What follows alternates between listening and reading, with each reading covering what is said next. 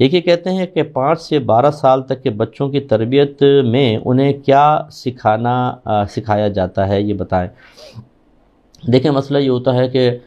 بچوں کی اخلاقی تربیت 5 سے لے کر آپ نے 12 سال تک کا کہا، اخلاقی تربیت ہے، جھوٹ نہیں، سچ بولیں اور بدتمیزی نہ کریں، اٹھنے بیٹھنے کے آداب، کھانا پینا وغیرہ۔ اس کے علاوہ عقائد،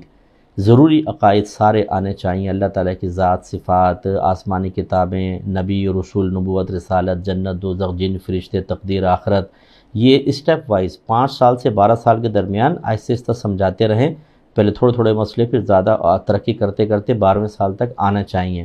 اس کے علاوہ پھر احکام شرعیہ عملیہ، نبی کریم صلی اللہ علیہ وسلم نے فرمایا بچہ 10 برس کا ہو جائے تو نماز، 7 برس کا ہو جائے تو نماز کا حکم دو، 10 برس کا ہو جائے تو مار کر نماز پڑھاؤ۔